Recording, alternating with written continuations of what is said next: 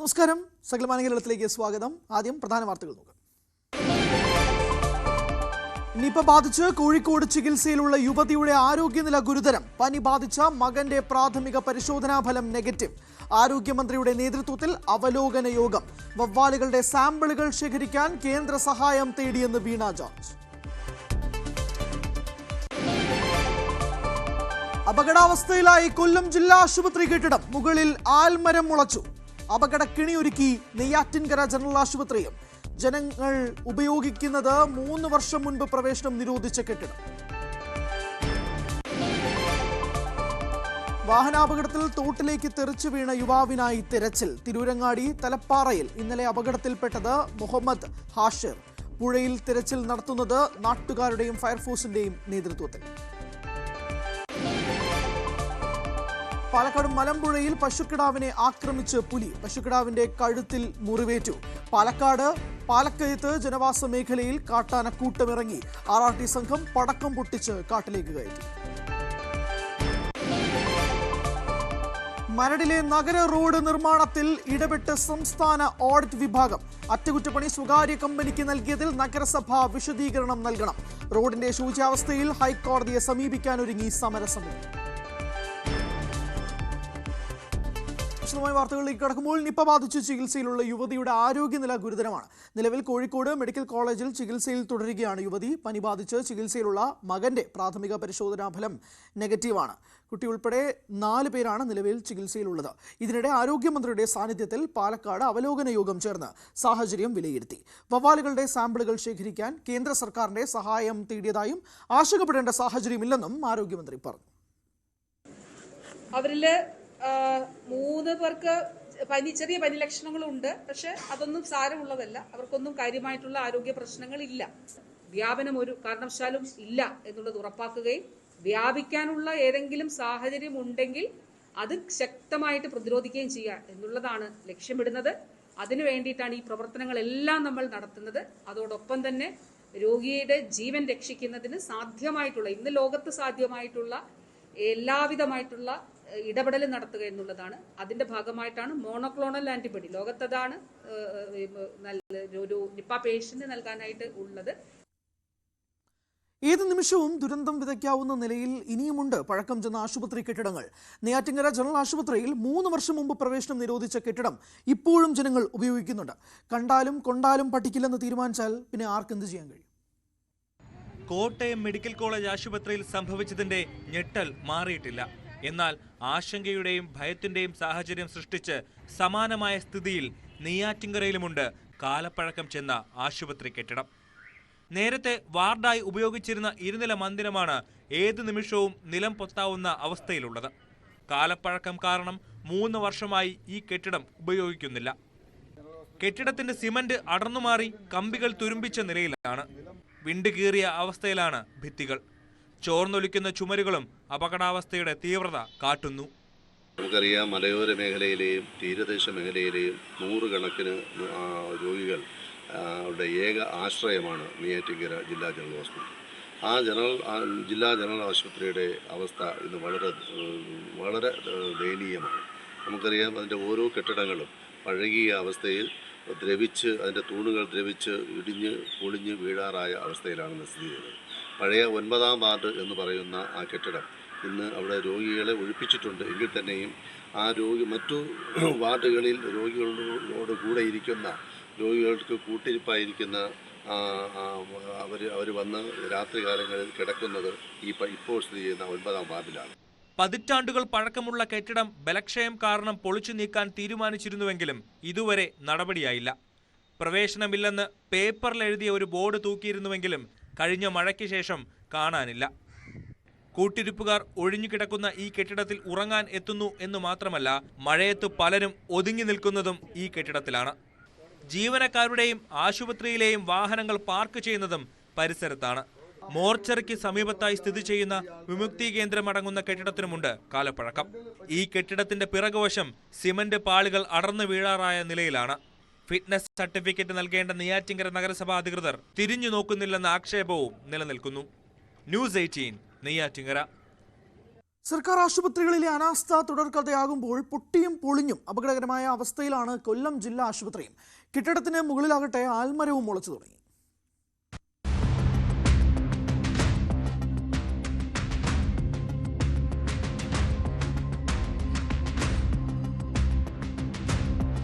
Sunshade പാളി ഇളകി വീഴാൻ സാധ്യതയുള്ളതിനാൽ വാതിൽ തുറക്കരുത്. ഇത് കൊല്ലം ജില്ലാ ആശുപത്രിയിലെത്തുന്ന രോഗികൾക്കും ജീവനക്കാർക്കുമുള്ള മുന്നറിയിപ്പാണ്. ആശുപത്രി സൂപ്രണ്ടിന്റെ ഉൾപ്പെടെയുള്ള ഓഫീസുകൾ പ്രവർത്തിക്കുന്ന കെട്ടിടത്തിന്റെ അവസ്ഥയാണിത്. പഴക്കമേറിയ കെട്ടിടത്തിൽ പോസ്റ്റർ പതിപ്പിച്ചതിലപ്പുറം മറ്റൊരു നടപടിയും ഉണ്ടായിട്ടില്ല എന്നുള്ളതാണ് യാഥാർത്ഥ്യം. മറ്റൊരു കൗതുക കാഴ്ച കൂടെയുണ്ട്. പ്രധാന കെട്ടിടങ്ങളിൽ ഒന്നിനു മുകളിൽ ആൽമരം മുളച്ചു നിൽക്കുന്നു.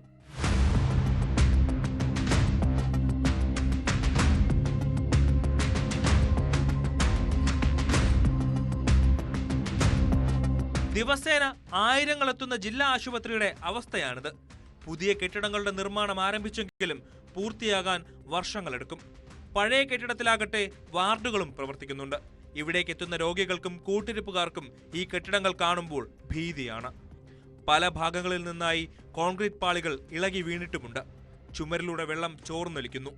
ഏതെങ്കിലും സാഹചര്യത്തിൽ അഗ്നിരക്ഷാസേനയുടെ വാഹനങ്ങൾക്ക് ആശുപത്രിക്കുള്ളിലേക്ക് കടക്കാനാകുമോ എന്ന ആശങ്കയുമുണ്ട്. കാഷ്വാലിറ്റിയിലോട്ട് പോകുന്ന ആ എമർജൻസി സ്ഥലത്തേക്ക് പോകുന്ന സ്ഥലത്ത് അവിടെ ഒരു പുതുതായിട്ടൊരു പോസ്റ്റർ പ്രത്യക്ഷപ്പെട്ടിരിക്കുകയാണ്. മറ്റൊന്നുമല്ല, ഇവിടെ കേരള മോഡൽ എന്നല്ല പറയുന്നത്, അവിടെ മറച്ചു വെച്ചിരിക്കുന്നതെന്ന് പറഞ്ഞാൽ ഇവിടെ എത്തുന്ന ആളുകൾ ശ്രദ്ധിക്കണം, ഇവിടുത്തെ കോൺക്രീറ്റ് പാളികൾ തകർന്നിരിക്കുകയാണ്, അത് നിങ്ങളുടെ ശരീരത്തിൽ വീണ കൂടുതൽ അപകടം ഉണ്ടാകാനുള്ള സാഹചര്യം ഉണ്ട് എന്നുള്ള രീതിയിലുള്ളൊരു പോസ്റ്ററാണ് പ്രത്യക്ഷപ്പെട്ടിരിക്കുന്നത്. പടവേടിച്ച് പന്തളത്തെത്തുമ്പോൾ ചൂട്ടും കെട്ടി പട എന്ന തരത്തിലേക്കാണ് കൊല്ലം ജില്ലാ ആശുപത്രി മാറിക്കൊണ്ടിരിക്കുന്നത്.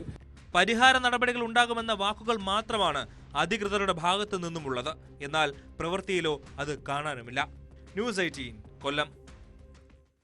തിരൂരങ്ങാടി തലപ്പാറയിൽ വാഹനാപകടത്തിൽ തോട്ടിലേക്ക് തെറിച്ചു വീണ യുവാവിനായുള്ള തിരച്ചിൽ തുടരുന്നു. ഇന്നലെ വൈകുന്നേരമാണ് കാറടിച്ച് സ്കൂട്ടർ യാത്രികനായ മുഹമ്മദ് ഹാഷിർ തോട്ടിലേക്ക് തെറിച്ചു വീണത്. തോട്ടിൽ ഒരാൾ മുങ്ങുന്നത് കണ്ടെന്ന് കാർ യാത്രികർ മൊഴി നൽകിയിരുന്നു. നാട്ടുകാരുടെയും ഫയർഫോഴ്സിന്റെയും നേതൃത്വത്തിൽ മുഹമ്മദ് ഹാഷിറിനായുള്ള തിരച്ചിൽ തുടരുകയാണ്.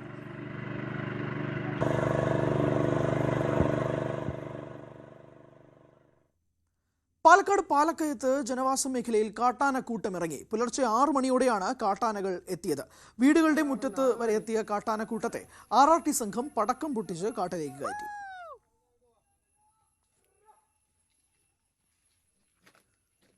പാലക്കാട് മലമ്പുഴയിൽ പുലി പശുക്കിടാവിനെ ആക്രമിച്ചു. പശുക്കിടാവിന്റെ കഴുത്തിൽ മുറിവേറ്റു.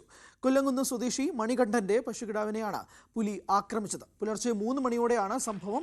ശബ്ദം കേട്ട് വീട്ടുകാർ ഓടിയെത്തി ബഹളം വെച്ചതോടെ പുലി ഓടിമറന്നു.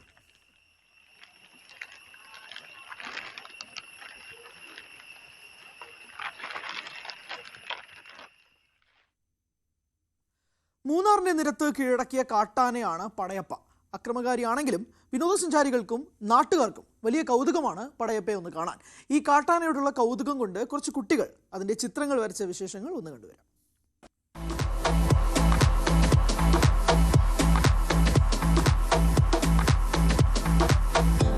വനമഹോത്സവത്തിന്റെ ഭാഗമായി കുട്ടികൾക്കായി വനം വകുപ്പ് ഒരുക്കിയ ചിത്രരചനാ മത്സരത്തിലായിരുന്നു പടയപ്പ താരമായത്.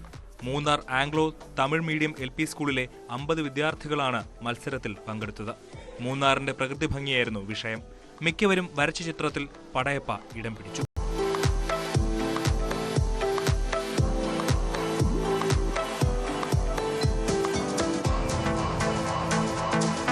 ഒന്ന് മുതൽ 4 വരെയുള്ള ക്ലാസ്സിലെ കുട്ടികളാണ് ഇതിൽ പങ്കെടുത്തത്. ഏകദേശം 50ഓളം കുട്ടികൾ മത്സരത്തിൽ പങ്കെടുത്തു. അപ്പോൾ മൂന്നാറിന്റെ ഭംഗി അതുമായി ബന്ധപ്പെട്ടാൽ പ്രകൃതി സൗന്ദര്യം വരയ്ക്കാനാണ് അവരോട് ആവശ്യപ്പെട്ടത്. അപ്പോൾ എല്ലാ കുട്ടികളും വരച്ചപ്പോൾ ഇതിൻ്റെ ഒരു കോണില് എല്ലാ ചിത്രങ്ങളിലും പടയപ്പയുടെ സാന്നിധ്യം ഉണ്ടായിരുന്നു. അത് ഞങ്ങളെ അത്ഭുതപ്പെടുത്തി. കാരണം ഈ ചെറിയ കുട്ടി 1 മുതൽ 4 വരെ ക്ലാസ്സിലെ കുട്ടികളിൽ പോലും പടയപ്പ ഒരു വികാരമായിട്ട് അവരുടെ ഉള്ളിൽ ഉണ്ടെന്നുള്ളൊരു ഇതാണ് നമുക്ക് കിട്ടിയത്.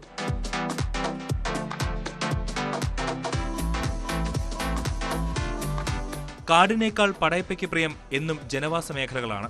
ഏതാനും നാളുകളായി ചെറിയ ആക്രമണങ്ങളൊക്കെ നടത്തിയിട്ടുണ്ടെങ്കിലും പടയപ്പ കുട്ടികളെപ്പോലും എത്രമാത്രം സ്വാധീനിക്കുന്നു എന്നതിന്റെ തെളിവാണ് ഇവർ വരച്ച ചിത്രങ്ങൾ.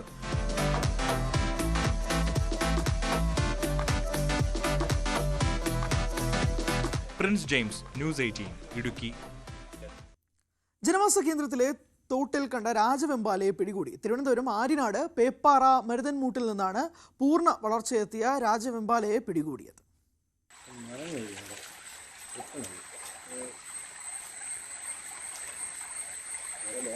പരുത്തിപ്പള്ളി റേഞ്ച് പരിധിയിൽ വരുന്ന ആര്യനാട് പാലോട് സെക്ഷനിലെ പേപ്പാറ റോഡിൽ മരുതൻമൂട്ടിലാണ് പാമ്പിനെ കണ്ടത്. കുളിക്കാനിറങ്ങിയ ആളുകൾ തോട്ടിന് സമീപത്തെ പാറക്കെട്ടിന് സമീപം രാജവെമ്പാലയെ കാണുകയായിരുന്നു. തുടർന്ന് RRT ടീമിനെ വിവരമറിയിച്ചു.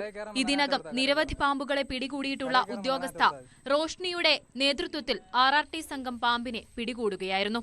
ഏകദേശം 20 കിലോയോളം ഭാരവും 18 അടി നീളവുമുള്ള പാമ്പ് പൂർണ്ണ വളർച്ചയെത്തിയതാണ്. മൂർഖൻ, അണലി തുടങ്ങി വിഷമുള്ളതും ഇല്ലാത്തതുമായ 1000-ലധികം പാമ്പുകളെ പിടികൂടിയിട്ടുള്ള റോഷ്നി ആദ്യമായിട്ടാണ് രാജവെമ്പാലയെ പിടികൂടുന്നത്. പിടികൂടിയ പാമ്പിനെ ഉൾവനത്തിൽ തുറന്നുവിടും.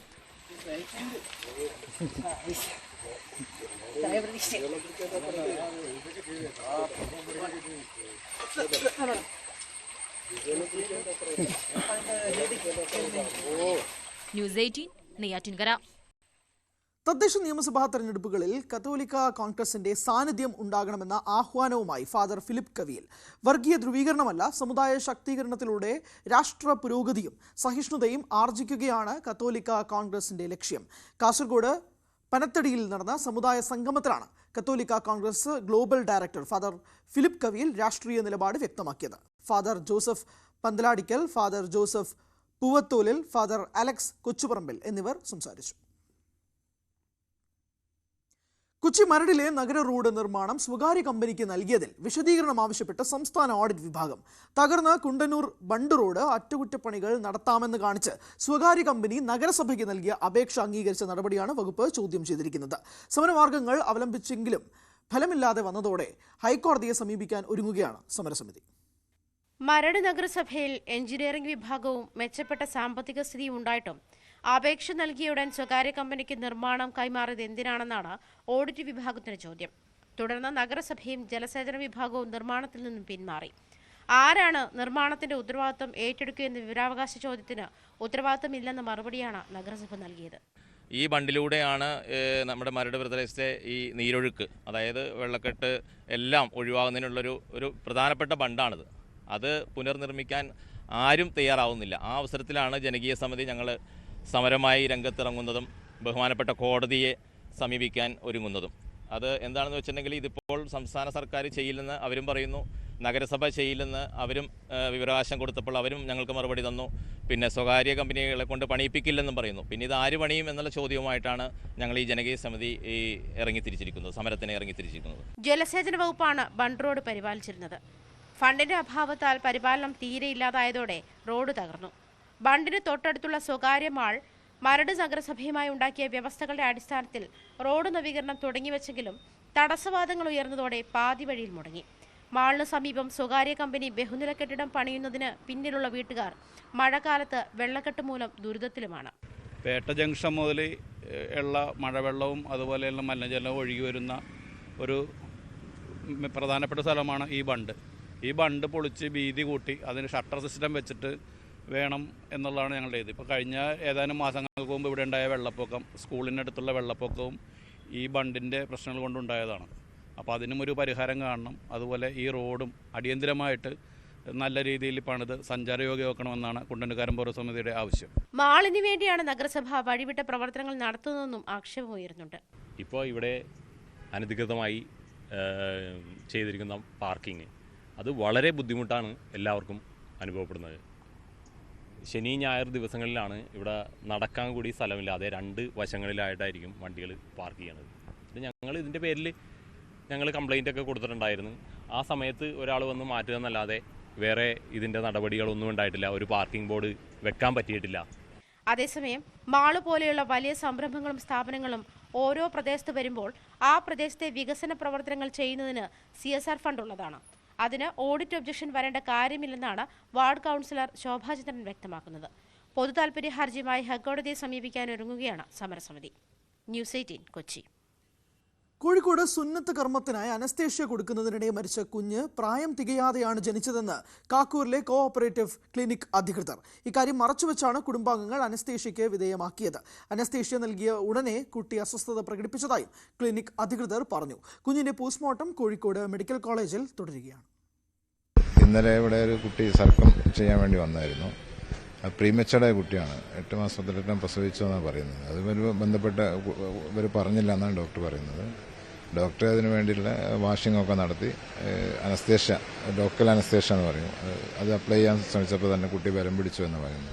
പിന്നെ കരച്ചിലായി. അതുകൊണ്ട് സർക്കം ചെയ്യാതെ പീഡിയാട്രീഷ്യനിലെ എയർ ഹോസ്പിറ്റലിലേക്ക് റെഫർ ചെയ്തിട്ടുണ്ടായിരുന്നു. അനസ്തേഷ്യൻ ചെറിയ ഡോസ് അപ്ലൈ ചെയ്തു എന്ന് പറഞ്ഞു ഡോക്ടർ പറഞ്ഞുണ്ട്. കൃത്യമായിട്ട് എനിക്കറിയാം. ഞാൻ ടെക്നിക്കൽ സൈഡ് എനിക്ക് കൃത്യമായിട്ട് അറിയാത്തതുകൊണ്ട് കുട്ടി വീക്കായിരുന്നു. കാരണം എന്താണെന്ന് ഏതായാലും പോസ്റ്റ്മോർട്ടം കഴിയട്ടെ, നമുക്ക് സത്യാവസ്ഥ പുറത്തു വരട്ടെ എന്ന് മാത്രമേ ഇപ്പോൾ പറയാൻ കഴിയുള്ളൂ. ഡോക്ടർ പറഞ്ഞ ചെയ്യാൻ വേണ്ടിയിട്ട് ജസ്റ്റ് വാഷ് ചെയ്ത ഉടനെ പിന്നെ അതിൻ്റെ പ്രൊസീജിയർ നടന്നുകൊണ്ടിരിക്കുകയാണ്. അപ്പോൾ ഈ അനസ്തേഷ്യ കൊടുക്കാൻ വേണ്ടിയിട്ട് ചെറിയ ലോക്കൽ അനസ്തേഷ്യ എന്ന് പറഞ്ഞാൽ സറൗണ്ടിൽ ചെയ്യുന്നതാണ്. അത് ചെയ്യാൻ വേണ്ടിയിട്ട് അപ്ലൈ ചെയ്ത സമയത്താണ് ഇതുണ്ടായത്. കുട്ടി പെട്ടെന്ന് അസ്മാരം എന്താണെന്നറിയില്ല. കേരള പൂരക്കളി കലാ അക്കാദമിയുടെ 2024 പുരസ്കാരം കാസർഗോഡ് പിലിക്കോട്ടെ TV കൃഷ്ണന്. 6 പതിറ്റാണ്ടിന്റെ പൂരക്കളി കലാസബരിക്കാണ് അംഗീകാരം ലഭിച്ചത്. പിലിക്കോട് വേങ്ങേക്കോട്ട് ഭഗവതി ക്ഷേത്രത്തിലെ പൂരക്കളി കലാകാരനാണ് TV കൃഷ്ണൻ. 15-ാം വയസ്സിൽ ആരംഭിച്ച പൂരക്കളി ഉപേക്ഷിക്കാൻ 76-ാം വയസ്സിലും കൃഷ്ണൻ തയ്യാറല്ല. പൂരോത്സവം ആരംഭിച്ചാൽ മറ്റെല്ലാ തിരക്കുകളും മാറ്റിവെച്ച് ഇദ്ദേഹം പൂരക്കളി പന്തലിലെത്തും. നാട്ടിലെ പൂരക്കളി കലാകാരന്മാർക്കൊപ്പം ചുവടുവെച്ചാണ് പൂരക്കളി പഠിച്ചെടുത്തത്. രാമായണം, ഗണപതിപ്പാട്ട് തുടങ്ങിയ പൂരക്കളിയിലെ വൻ കളികൾ തച്ചങ്ങാട് കാടൻ കണ്ണൻ പണിക്കരുടെ ശിക്ഷണത്തിൽ അഭ്യസിച്ചു. വേങ്ങേക്കോട്ട് പൂരക്കളി സംഘത്തിന്റെ പ്രധാന കലാകാരനായി 20ഓളം ക്ഷേത്രങ്ങളിൽ മത്സരക്കളികളിൽ പങ്കെടുത്തിട്ടുണ്ട്. സാമുദായിക, രാഷ്ട്രീയ, സാംസ്കാരിക രംഗങ്ങളിലും ഇടപെടുന്ന TV കൃഷ്ണൻ പിലിക്കോട് ഗ്രാമപഞ്ചായത്ത് സഹകരണ ബാങ്ക് ഡയറക്ടറായും പ്രവർത്തിച്ചിട്ടുണ്ട്. റിട്ടയർഡ് ആരോഗ്യവകുപ്പ് ജീവനക്കാരി കോരമ്പത്ത് ഇന്ദിരയാണ് ഭാര്യ. ഗോപാലകൃഷ്ണൻ, ഗോപിക എന്നിവർ മക്കൾ. News 18 Pilicode. ED edge NBFC leadership കോൺക്ലേവിൽ മികച്ച 50 ടെക്നോളജി ലീഡർമാരിൽ ഒരാളായി മുത്തൂറ്റ് മാത്യു ഗ്രൂപ്പിന്റെ ചീഫ് ടെക്നോളജി ഓഫീസറായ വിനോദ് കുമാറിനെ തിരഞ്ഞെടുത്തു. മുത്തൂറ്റ് മിനി ഫിനാൻസിയേഴ്സിന്റെ ഡിജിറ്റൽ മാറ്റത്തിലേക്ക് നയിച്ച വിനോദ് കുമാറിന്റെ പ്രധാനപ്പെട്ട സംഭാവനയ്ക്കാണ് ഈ അംഗീകാരം. ഇത് വലിയ ബഹുമതിയാണെന്നും സാങ്കേതിക വിദ്യയുടെ സഹായത്തോടെ സാമ്പത്തിക സേവനങ്ങൾ ലളിതമാക്കാനുള്ള നിരന്തര പരിശ്രമങ്ങളുടെ തെളിവാണ് അവാർഡെന്നും Muthoot mini financiers limited CTO Vinod Kumar പറഞ്ഞു.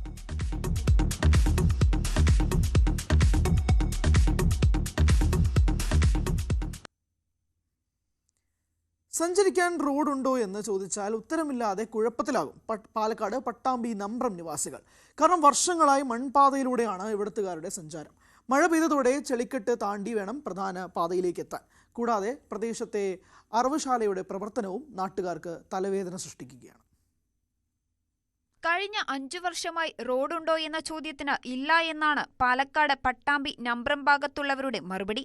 റോഡ് എന്ന പേരിൽ പാടത്തിന് നടുവിലൂടെ കെട്ടിപ്പൊക്കിയ 14 അടി വീതിയുള്ള ഒരു മൺപാതയാണ് പട്ടാമ്പി നഗരസഭയിൽ 19 ഡിവിഷനിലെ വെള്ളാംകുളങ്ങര പ്രദേശത്തെ 15 കുടുംബാംഗങ്ങളുടെ ഏക ആശ്രയം.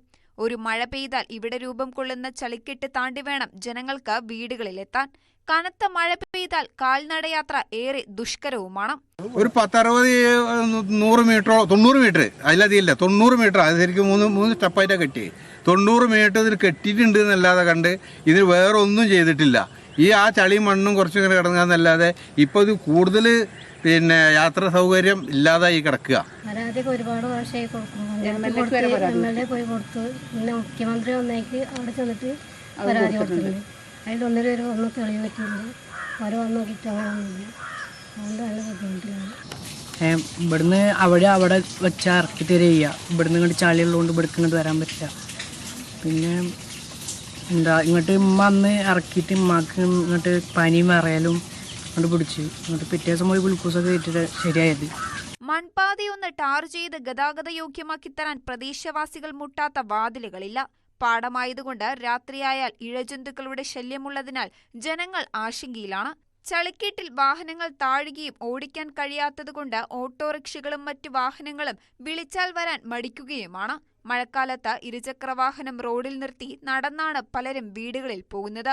രോഗിയെ ആശുപത്രിയിൽ എത്തിക്കാനാണ് ഏറെ പ്രയാസം. പരാതിയൊക്കെ ഒരുപാട് പ്രാവശ്യമായി എംഎൽഎ പോയി കൊടുത്തു. പിന്നെ മുഖ്യമന്ത്രി വന്നേക്ക് അവിടെ ചെന്നിട്ട് പരാതി കൊടുത്തിട്ടുണ്ട്.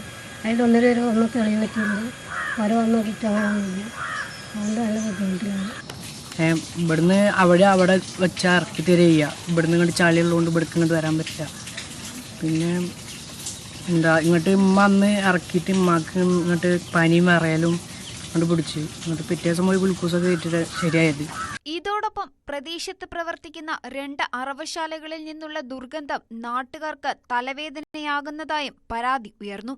മാംസാവശിഷ്ടങ്ങൾ കഴിക്കാനെത്തുന്ന തെരുവ് നായകളുടെ ശല്യം കാരണം റോഡിലൂടെ നടക്കാൻ കഴിയാത്ത അവസ്ഥയിലാണ് നാട്ടുകാർ. കഴിഞ്ഞ ബോർഡിൽ പലതവണ ഫണ്ട് വെച്ചിട്ടാണ് ഈ റോഡ് 2 സൈഡും കരികല്ല് കെട്ടി ആ റോഡ് അങ്ങോട്ട് പകുതിയോളം എത്തിച്ചു. ഞാൻ മെമ്പറായിട്ട് 1 വർഷം കഴിഞ്ഞിട്ട് ആ റോഡ് ഉണ്ടാക്കിയത്. അന്ന് മണ്ണ് ഫില്ല് റോഡ് ഉണ്ടാക്കി. അതിനുശേഷം 2 സൈഡും കെട്ടിയിട്ട് കരിങ്കല്ല് പൊടി വിരിച്ച് റോഡ് വൃത്തിയാക്കി എടുക്കുകയായിരുന്നു. മഴക്കാലത്ത് ചളിക്കെട്ടിലൂടെയുള്ള ജനങ്ങളുടെ സഞ്ചാരത്തിന് താൽക്കാലിക പരിഹാരം കാണുകയും അടുത്ത കാലവർഷത്തിന് മുൻപ് നടപടി കണ്ട് ജനങ്ങളുടെ ദുരിതത്തിന് ശാശ്വത പരിഹാരം കാണണമെന്നാണ് ആവശ്യമുയരുന്നത്. അതേസമയം സംരക്ഷണ ഭിത്തിയോട് കൂടിയുള്ള റോഡ് നിർമ്മാണത്തിന് പദ്ധതി വെച്ചതായും 6 ലക്ഷം രൂപ ഫണ്ട് അനുവദിച്ചതായും നഗരസഭ അധികൃതർ പറഞ്ഞു. ന്യൂസ് 18 പാലക്കാട്. വനത്താൽ ചുറ്റപ്പെട്ട മനോഹരമായൊരു ഗ്രാമമാണ് തൊടുപുഴയ്ക്കടുത്തുള്ള ഉടുമ്പന്നൂർ ഗ്രാമപഞ്ചായത്തിലെ വേളൂർ. വനത്തിനുള്ളിലൂടെയുള്ള 4 കിലോമീറ്റർ ഓഫ് റോഡിലൂടെ കാനന ഭംഗി ആസ്വദിച്ചുള്ള യാത്ര ചെയ്താൽ വേളൂരിലെത്താം. എന്നാൽ ഈ ഗ്രാമത്തെ ഇന്ന് മാലിന്യം കാർന്നു തിന്നുകയാണ്. ദുരിത ജീവിതം നയിച്ച് കുറേ മനുഷ്യരും ഇന്ന് ഈ ഗ്രാമത്തിലുണ്ട്.